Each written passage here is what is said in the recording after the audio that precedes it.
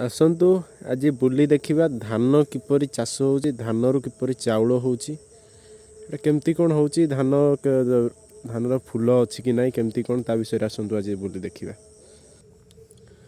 ଆପଣମାନେ ଦେଖୁଥିବେ ମୋ ପାଖରେ ତିନି ପ୍ରକାର ଧାନ ଅଛି, ତିନିଟା ଧାନ ଅଛି।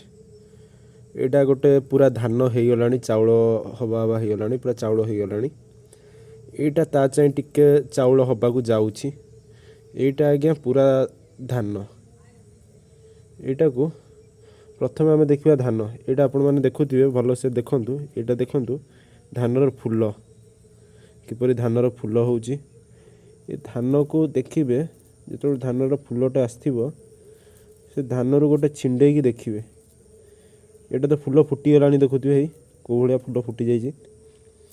ମୁଁ ଦେଖିବା କାରଣ ଉପରୁ ତଳକୁ ତଳ ଧାନ ପାକଳ ହେଇକି ଆସେ। ଧାନର ତଳକୁ ଗୋଟେ ଦେଖିବେ, ଯେଉଁଟା ନ ଫୁଟିଛି ତା ଦେହରୁ ଗୋଟେ ଛିଣ୍ଡେଇକି ତା ଭିତରଟେ ଦେଖିବେ, ତା ଭିତରେ କଢ଼ ହେଇଥିବ ଧାନର। ତା ଭିତରେ ଧାନର କଢ଼ ଥିବ। ଏଟାକୁ ତ ଖୋଲିକି ଧୀରେ କିରି ଦେଖିଲେ ହେବ, ମଉଳି ହେଇଯାଉଛି। ତାକୁ ଭଲସେ ଦେଖନ୍ତୁ। ମୁଁ ଗୋଟେ ଧାନର ଖୋଲିଛି। ଏଇଟା ହେଉଛି ଧାନର କେଶର, ଯେଉଁଟା ଏଇଟା କଢ଼ କୁହନ୍ତି, ଯେଉଁଟା ସେଇଟା କଢ଼। ତାପରେ ଏଇଟା ଫୁଟିବ ଧୀରେ ଧୀରେ। ଇଏ ଯେମିତି ଆପଣଙ୍କୁ ଦେଖେଇଲେ ଏଇଟା ଫୁଟି ଯାଇଛି।